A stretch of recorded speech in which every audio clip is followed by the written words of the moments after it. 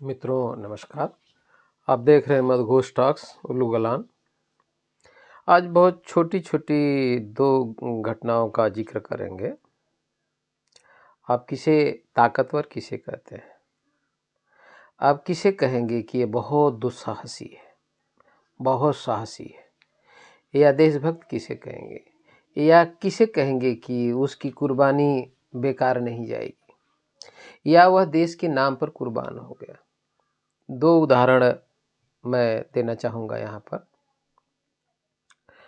निश्चित रूप से दुनिया का सबसे ताकतवर देश अमेरिका है।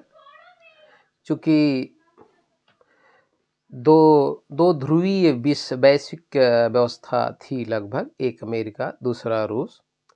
थोड़ा 1990 के बाद रूस फिर से खड़ा होने में डेमोक्रेसी और तमाम इकोनॉमिकल रूप से थोड़ी उसकी स्थिति ये कह सकते हैं कि आज अमेरिका के तुलना में उतनी नहीं है। लेकिन हाँ, ये भी बात सत्य है कि आज एक नई ताकत चाइना उभर करके आई, जो एक तृतीय पोल के तौर पे विश्व को साधने में लगा है। इसीलिए चाइना का आज बिगाड़ने की स्थिति में अमेरिका कुछ नहीं है।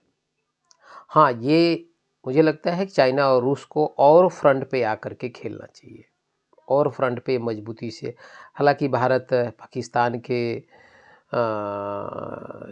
युद्ध में चाइना ने पूरी तरह पाकिस्तान की मदद की, पूरा एयर डिफेंस से लेकर के तमाम सारी इंफॉर्मेशन शेयरिंग और तमाम सारी चीज़ें, जिस हालांकि वह युद्ध बहुत कम समय में समाप्त हो गया। और लेकिन दुनिया ने इंटरनेशनल फ्री जो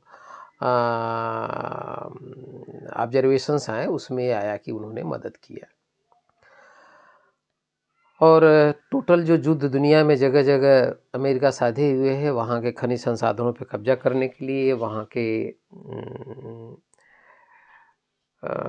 जो रॉ मटेरियल कब्जा करने के लिए, और ज़्यादातर मामला जो है वो पेट्रोलियम को कब्जा करने के लिए, आयल को कब्जा करने के लिए। आयल में भी बहुत सारी वैरायटी है, बहुत crude oil, heavy, light etcetera.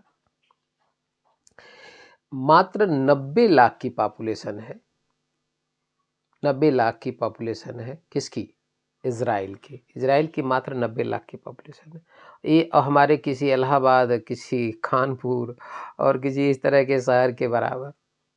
लेकिन वो एक छोटा सा मुल्क इतनी बड़ी कैपिटल पावर बन गया, इतनी बड़ी टेक्नोलॉजिकल डेवलपमेंट उसने कर लिया कि अभी सुनने में आया है कि अब जो इंटरनेशनल फ्री रिपोर्ट्स हैं कि अमेरिका के बहुत सारे जुडिशरी में जजों के अपॉइंटमेंट में उन्होंने बड़े पैमाने पे पैसा खर्च किया है। वहाँ के बहुत सारे वहाँ इलेक्शन के बहुत सारे लोगों को जिताने में एक बड़ी कैपिटल उसने खर्च किया है। और बड़े आश्चर्य की बात है कि 90 लाख का एक देश और इतना ताकतवर हो गया।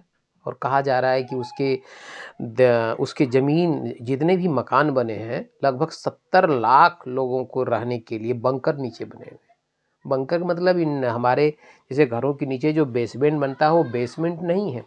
बंकर का मतलब ये है कि जिस पर मिसाइल गोले का हमला होगा और वे सुरक्षित, उसमें वो 5 स्टार होटल की तरीके से पूरे बंकर वहाँ बने हुए हैं।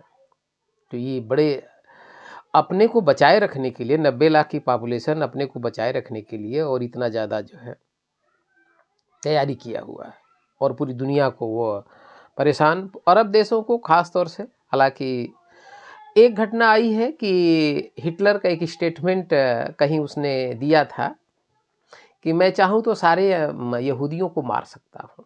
हालांकि मेरी कोशिश यही है, लेकिन मैं चाहूँ तो सारे यहूदियों को चुन चुन करके मार सकता हूँ, लेकिन मैं इस नस्ल के कुछ कौम को छोड़ रहा हूँ ताकि भविष्य की पीढ़ियाँ ये जानेंगी कि यहूदी कौन होते हैं। यद्यपि अल्बर्ट आइंस्टीन भी यहूदी था, लेकिन उसकी खोज से पूरी दुनिया, विज्ञान जगत को एक रोशनी मिलती है।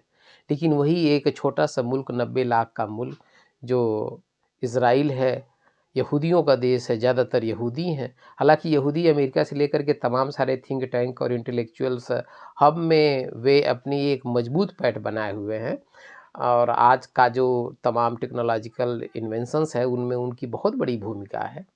तो हिटलर ने कहा ताकि आगे वाली पीढ़ियां देखेंगे कि यहूदी होते कौन, यहूदी की हालत हम लोग देख रहे हैं। एक दूसरा उदाहरण लेते हैं कि अमेरिका ने सद्दाम हुसैन को बायोलॉजिकल वीपन के नाम पर उस आदमी को वहाँ युद्ध की घोषणा करता है जॉर्ज बुश, और उन्होंने उसको कब्जा कर लिया, हालांकि उसको बर्बाद कर दिया। वहाँ पे आयल कुओं पे उन्होंने कब्जा कर लिया। उनका उद्देश्य भी वही था, बायोलॉजिकल वीपन। तो बाद में एक कह दिया कि नहीं, यह तो ऐसा कुछ था नहीं। जैसे आज अभी अमेरिका ने जो अपना स्टेटमेंट जारी किया कि शायद ईरान हमारे ऊपर हमला न कर दे, इसलिए हम उनके ऊपर हमला कर रहे हैं। तो इसी तरीके की बात, वो कोई भी बहाना स्टैंड ले सकते हैं। जैसे हम लोगों जब ये अन्ना आंदोलन हुआ था तो हम लोगों को लगा कि ये तो बहुत बड़ा आंदोलन है, भ्रष्टाचार के खिलाफ आंदोलन है। और उसमें जो CAG के जो हेड थे विनोद राय जी, उन्होंने तमाम सारे घोटालों का, हो सकता है घोटाला हुआ भी रहा हो, लेकिन उन्होंने बाद में कह दिया कि मेरा एक कंपैरेटिव स्टडी था, ये कोई घोटाले का लेन देन नहीं था। लेकिन उसी के आधार पे पूरा भारत की राजनीतिक परिदृश्य में एक ज़बरदस्त परिवर्तन आता है। हर बच्चा भ्रष्टाचार के खिलाफ खड़ा हुआ होता था, हर बुद्धिजीवी खड़ा हुआ होता है। तो इसी तरीके से जब इराक को कब्जा कर लेते हैं और जब सद्दाम हुसैन को फांसी की सज़ा सुनाने की बात आती है, तो उसमें आता है कि जनरली पूछा जाता है कि तुम्हारी अंतिम इच्छा क्या है। तो उन्होंने कहा अंतिम इच्छा मेरी है कि मेरी जो ओवरकोट है वो मुझे आप लोग दे दो।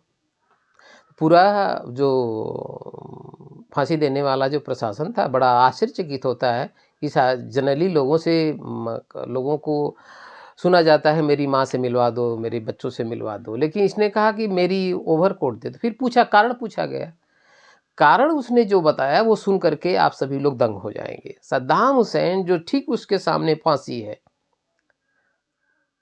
उस सद्दाम हुसैन ने कहा कि यहाँ ठंड बहुत ज़्यादा है और ठंड की वजह से मेरे हाथ पांव कपेंगे या कप रहे हैं, तो मुझे फांसी देते समय जो वीडियो रिकॉर्ड होगी, जब दुनिया को जारी होगी, तो लोगों को ये लगेगा कि ये डर से सद्दाम हुसैन जो इतना ताकतवर आदमी था वो डर से कांप रहा है, फांसी के डर से कांप रहा है। तो उन्होंने कहा मेरा कोट दे दीजिए और मैं इस कोट को पहने रहूँगा तो ठंड नहीं लगेगी। मेरे दुनिया के लोगों को ये नहीं एहसास होना चाहिए कि मेरा हाथ पांव जो हिल रहा है वो डर से हिल रहा है, तो मैं ओवरकोट में मुझे ठंड नहीं लगेगी। और तो ये इस तरीके की मैसेजिंग है जब किसी देश को बनाने में। हाँ, ये हो सकता है कि आप भाई एक तो तरीका डेमोक्रेटिक का है, दूसरा तरीका जैसे चाइना का है और अन्य सारे कुछ देशों का है, बनाने का तरीका ये है। लेकिन हाँ, ये है किसी देश को यह अधिकार नहीं मिलता है, पूरी दुनिया को, मुझे लगता है सारे लोगों को अमेरिका के खिलाफ खड़ा हो जाना चाहिए, क्योंकि ये किसी क्षेत्र में शासन प्रशासन जब फेल, यूएनओ पूरी तरीके से मानेंगे कि यूएनओ पूरी तरीके से फेल। अब वो किसी देश के राष्ट्राध्यक्ष को किडनैप कर ले, किसी को क्लस्टर बम से मार दे और सब कुछ राइट है। तो मित्रों, ये निश्चित रूप से देश को बनाने में बड़ा वक्त लगता है और राष्ट्राध्यक्ष सब अलग अलग तरीके के होते हैं, लेकिन सबको इतिहास याद करता है। धन्यवाद, फिर मिलेंगे।